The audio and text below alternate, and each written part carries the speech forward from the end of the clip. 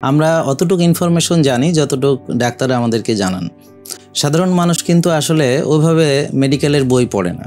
তো এই বিষয়টা যখন আমি পূর্ণাঙ্গভাবে কাজ করা শুরু করি তখন দেখা যাচ্ছে যে মানুষ, আমি যাকে এই পরামর্শগুলো দিচ্ছি ভালো হচ্ছে।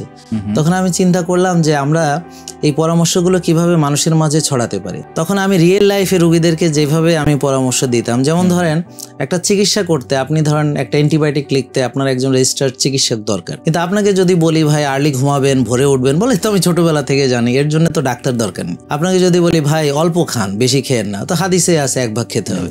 আপনাকে যদি বলি যে প্রসেসড জাঙ্ক ফুড অ্যাভয়েড করেন, তা আপনি বলবেন যে এটা তো সবাই অ্যাভয়েড করতে বলে। তো এখন একত্রিতভাবে হয়তো এই পরামর্শগুলো গুছিয়ে কেউ দেয় না।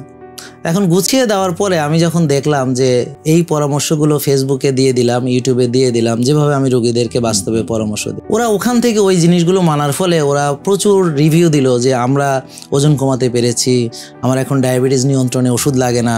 এভাবে আস্তে আস্তে সাধারণ মানুষের ভিতরে যে আগে ধারণা ছিল ওষুধ ছাড়া ভালো হবে না, ডায়াবেটিস সারা জীবনের রোগ এবং উচ্চ রক্তচাপ হলে মরার আগ পর্যন্ত প্রেশার ওষুধ খেয়ে যেতে হবে, এখন ওরা দেখলো যে আমার তো ওষুধ ছাড়া আমি ভালো আছি। তো এই জিনিসটা তারা কি আপনার ভিডিওগুলো দেখেই তারা মানে তাদের জীবনধারার পরিবর্তন করতে পারছে না, তারা আপনার পর্যায়ে আসতে হয়েছে কোন বিষয়টা, কোন পর্যায়ে? প্রথমে হচ্ছে যারা ধরেন আমার কাছে এসেছে খুব অল্প মানুষই, কারণ আমাদের ফলোয়ার হচ্ছে লক্ষ লক্ষ।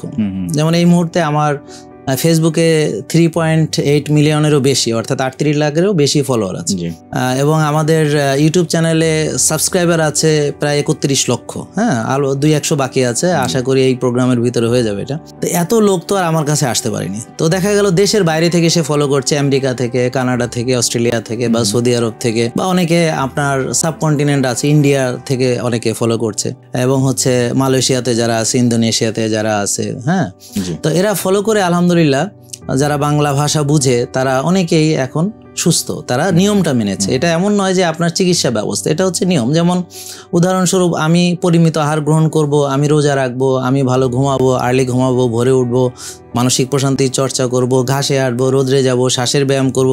এগুলো তো আপনার ওষুধ না যে একজন রেজিস্টার্ড চিকিৎসক ব্যতীত কেউ এই পরামর্শ দিতে পারবে না, অথবা এগুলো যে কেউ মানতে পারে।